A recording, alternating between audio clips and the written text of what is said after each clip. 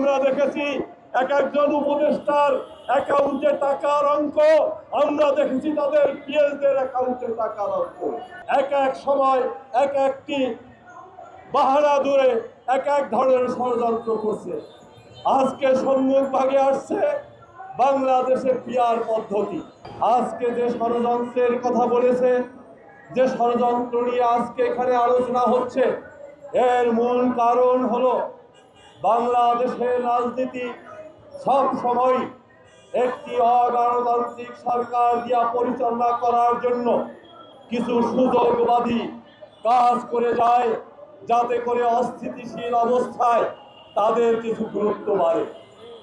আমরা জানি শহীদ রাষ্ট্রপতি জিয়াউর রহমান বলেছেন, জনগণ রাষ্ট্র ক্ষমতার সকল উৎস, জনগণ রাষ্ট্রের মালিক, জনগণের সরাসরি ভোটে নির্বাচিত মানুষরা দেশ চালাবে, এটাই হওয়া উচিত ছিল এই সরকারের একমাত্র এজেন্ডা।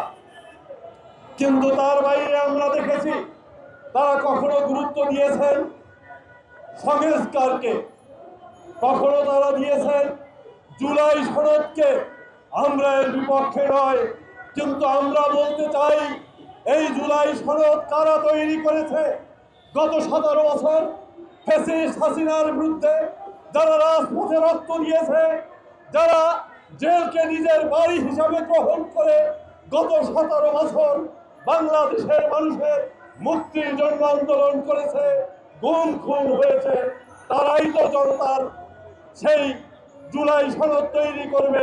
কারণ আমরা জানি কিভাবে এদেশে গত 17 বছর বিশ্ববিদ্যালয় থেকে শুরু করে এদেশের মানুষ রক্ত দিয়েছে, কিভাবে এদেশের মানুষ নিষ্পেষিত নির্যাতিত হয়েছে। বান্ডেল থাকলে প্রতি সেনমানিতে টাকা বাঁচবে। বিকাশ সেনমানি বান্ডেল কিনে জিতুন প্রতি লেনদেনে। কিন্তু আমরা দেখেছি যাদের গুরুত্ব থাকবে না, সরকার জানে জনগণের কাছে তাদের অস্তিত্ব নাই, জনগণের কাছে গেলে ভোটের ক্ষেত্রে তাদের জামানত বাজেয়াপ্ত হবে, তারাই আজকে এক এক সময় এক একটি বাহানা দূরে এক এক ধরনের ষড়যন্ত্র করছে। আজকে সম্মুখ ভাগে আসছে বাংলাদেশে পিআর পদ্ধতি। পিআর পদ্ধতি এদেশের মানুষকে আগে বোঝাতে হবে পিআর মানে কি। যে অঞ্চল থেকে 1% ভোট পাবেন না, যেখানে অন্য মার্কার সঙ্গে এই মার্কার কোনো তুলনা হবে না, সেখানে তাদের একজন প্রতিনিধি যাবে। এইটা বাংলার মানুষ চায় না।